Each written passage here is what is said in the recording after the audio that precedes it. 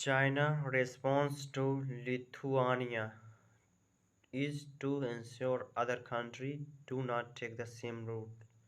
The European Union has found itself caught in the wind over the worsening tension between Lithuania and China. Last week, top European diplomats met to find a way to de-escalate tension before a planned European and China summit expected in the coming weeks. After a 2 days meet a foreign minister in France, the European foreign policy chief Joseph Joseph Borrell said the grouping expressed solidarity with Lithuania, which is a member of the and NATO, European Union and NATO. He, however, stopped short of announcing in any concrete actions.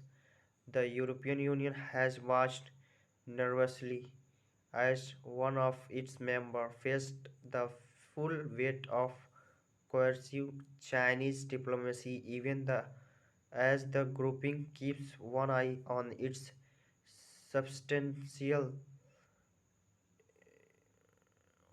$828 billion annual trade with Beijing. The tensions began last year after Lithuania announced the setting up of the Taiwanese representative office. Such offices are hardly unusual across Europe or in much of the world. The difference, however, was in the naming. The offices elsewhere are not called Taiwanese but are named as in a New Delhi Taipei's economic the cultural centers because of the one China policy followed by the most countries including India that do not have formal diplomatic relation with Taiwan. Lithuania has said the name did not change one China policy. It's one China policy, but for Beijing, the move crossed one of its most sensitive red lines. The opening of the office followed a number of developments that strained relations after the election of co- coalition government that has underlined the importance of diplomatic values in the foreign policy of the first former Soviet republic that declared independence as well as closer tie with Washington.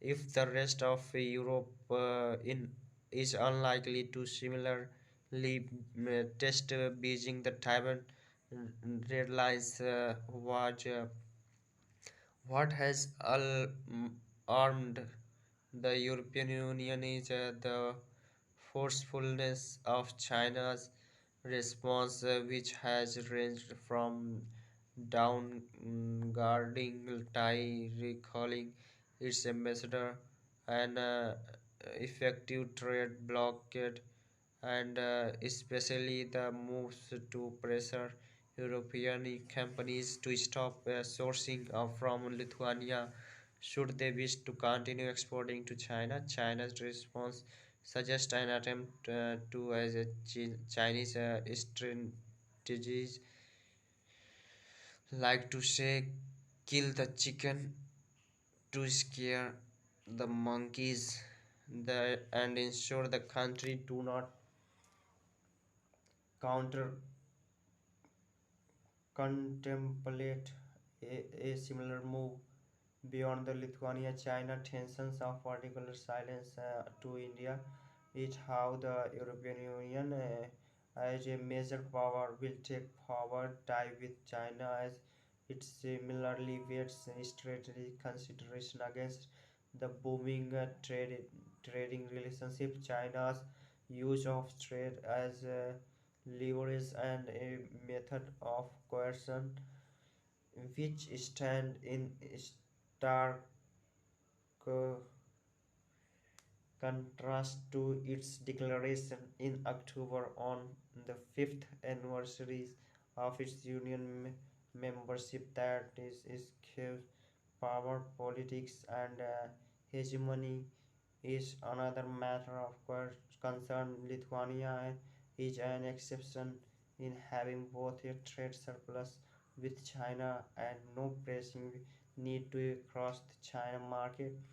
How would the European Union assess the benefits and cost of taking on China on a core concern? The Taiwan issue will be closely watched in New Delhi as it continues to recalibrate its own modus vivendi with China.